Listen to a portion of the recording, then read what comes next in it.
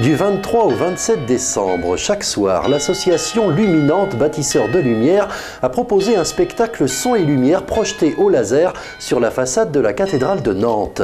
C'était du jamais vu à Nantes. Durant 10 minutes, toutes les demi-heures, une fresque animée tirée d'une œuvre originale du peintre Alain Thomas était projetée sur la façade de la cathédrale par l'entreprise spectaculaire Allumeur d'images, dont le savoir-faire rayonne en France et à l'étranger. La vocation de cette projection monumentale était de valoriser l'architecture de la cathédrale et offrir à tous un message de paix.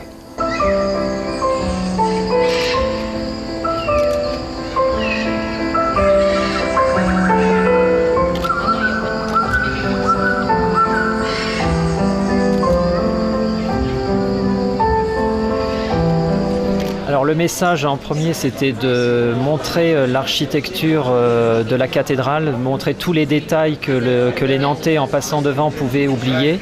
Et avec ce spectacle, tous les détails sont complètement révélés, ce qui permet d'avoir une autre image de la cathédrale quand les Nantais passeront devant.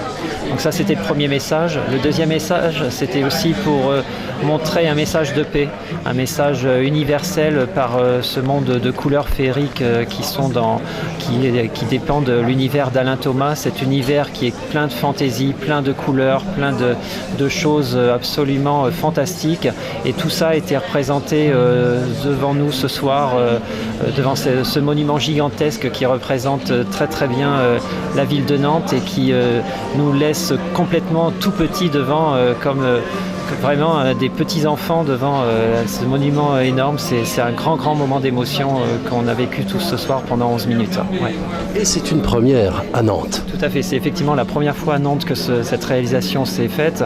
Donc qui dit première dit beaucoup plus de crainte, d'appréhension par rapport à une première, mais c'est vrai que je pense qu'en voyant ces 11 minutes de bonheur, on se rend compte tout de suite que les craintes sont toutes parties et ont toutes disparu pour aller vers quelque chose de sublime. Ouais. Alors avec une technologie, parce que tout le monde se pose un petit peu la question, comment font-ils ça ? Oui. C'est vrai que nous avons pris l'entreprise spectaculaire qui est la numéro 1 en France par rapport au montage de spectacles de cette qualité. Donc effectivement, la puissance au niveau de la puissance lumineuse est de 26 000 lumens. C'est vraiment la plus grande puissance au niveau des lumières et ce qui permet de rendre des couleurs aussi importantes et aussi foisonnantes et aussi puissantes devant nos yeux. Alors au départ, on a travaillé sur quoi ? Des photos de la cathédrale, on a scanné, on imagine que l'informatique a une grande part dans l'affaire. Oui, tout à fait, effectivement, ça a été scanné pendant plus d'un mois, c'est vraiment un travail de dentelle, chaque détail de la cathédrale est complètement défragmenté pour justement en faire quelque chose de sublime, donc c'est un gros travail. Après il y a eu de nombreux infographistes qui ont travaillé sur ce projet, nuit et jour, pour que ça soit vraiment un événement exceptionnel et un projet qui soit complètement unique en France et dans le monde entier, étant donné que c'est vraiment un projet qui touche l'architecture, mais aussi qui met en œuvre et en lumière une œuvre d'art. Et ça, c'est très exceptionnel. Ouais. Alors, on a des chances de le revoir l'année prochaine. On profite déjà bien cette année, mais peut-être. Alors effectivement, le public va nous le dire dans les jours à venir, mais c'est vrai qu'on a effectivement plusieurs personnes qui sont sensibles à ce projet et qui aimeraient le revoir soit sur la cathédrale ou sur un autre lieu, pourquoi pas. Mais c'est vrai que quand on a vu quelque chose d'aussi beau, on se dit on aimerait revoir quelque chose encore plus beau ou encore différent, mais essayer de le reproduire effectivement.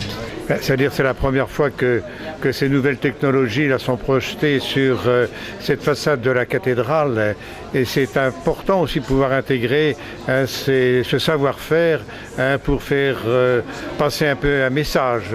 Et ce soir, c'est un hymne à la création, un hymne aux créatures, en particulier aux animaux, et un hymne aussi à l'homme, créé un peu à l'image de Dieu.